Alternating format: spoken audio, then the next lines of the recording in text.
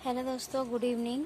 तो आज है 21 तारीख और आज संडे का दिन है। तो मैंने सोचा कि अभी शाम हो गई है और मैंने अपने शाम के सारे जितने भी काम हैं वो सब निपटा लिए हैं, जो भी डेली के काम होते हैं।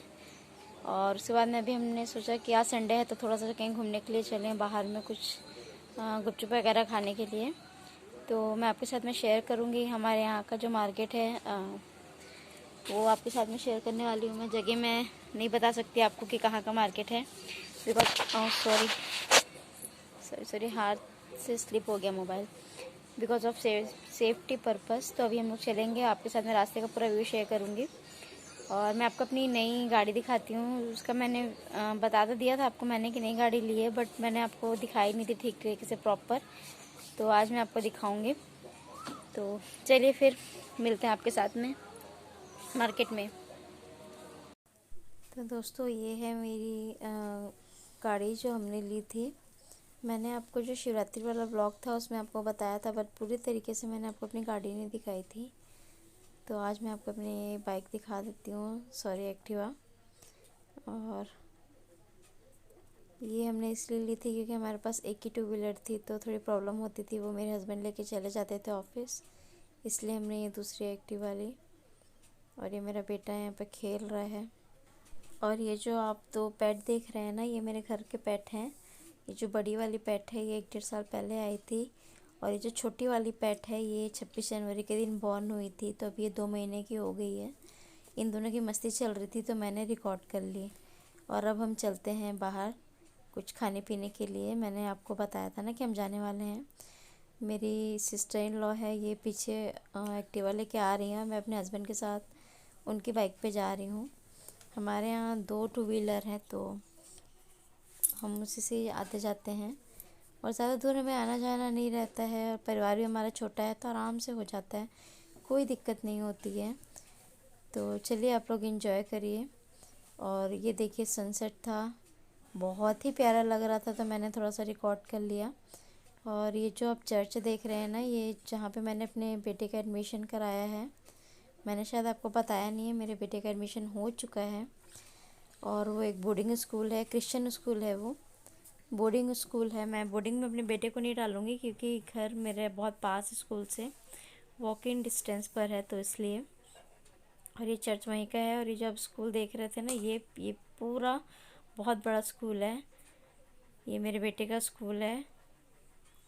और आगे मैं आपको ये जो एरिया दिखा रही हूँ ना, ये मेरे घर के पास में BSF वगैरह जो आते हैं ट्रेनिंग के लिए, उन लोगों के लिए बना हुआ है।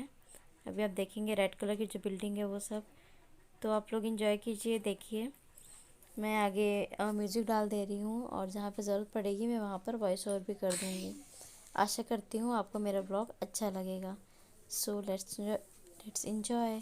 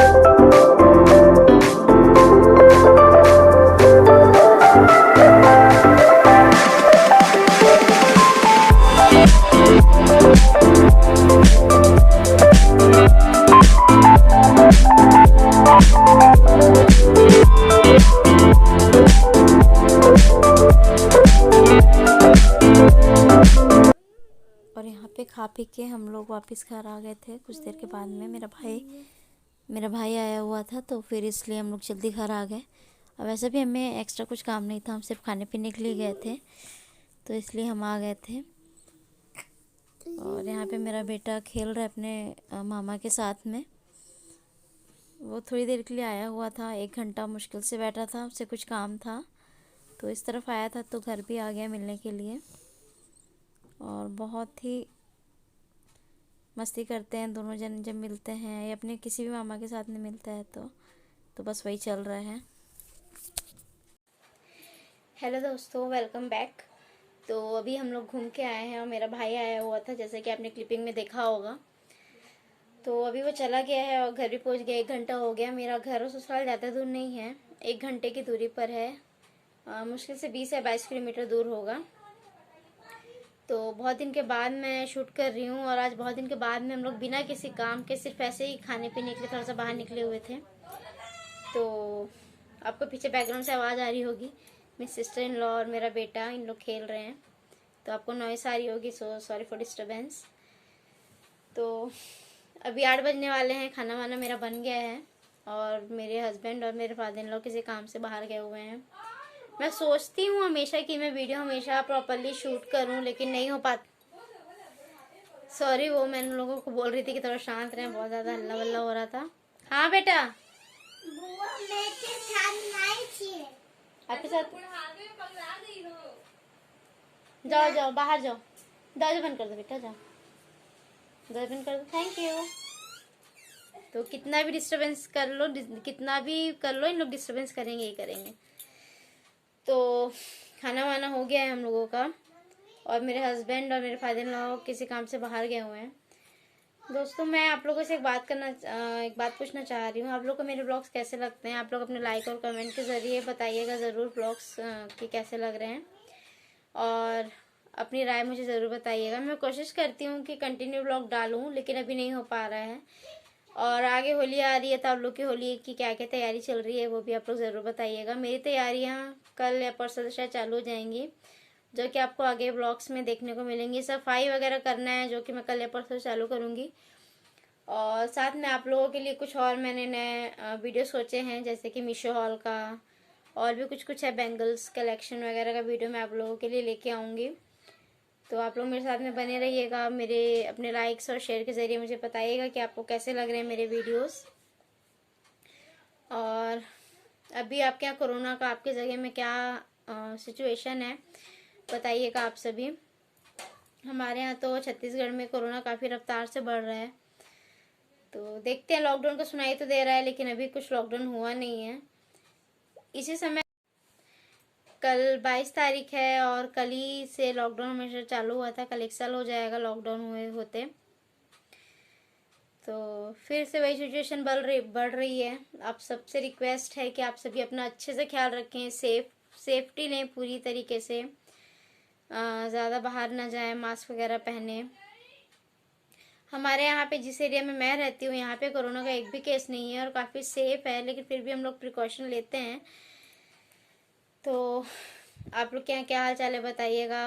होप सो, फिंगर क्रॉस की सब चीज़ जल्दी से ठीक हो जाए। उम्मीद तो नहीं लग रही है कि इतनी जल्दी ठीक होगा, और मुझे लग भी नहीं रहा है कि अभी ज़्यादा जिस तरीके से लास्ट टाइम लॉकडाउन किया गया था उस तरीके से यहाँ पे भी किया जाएगा।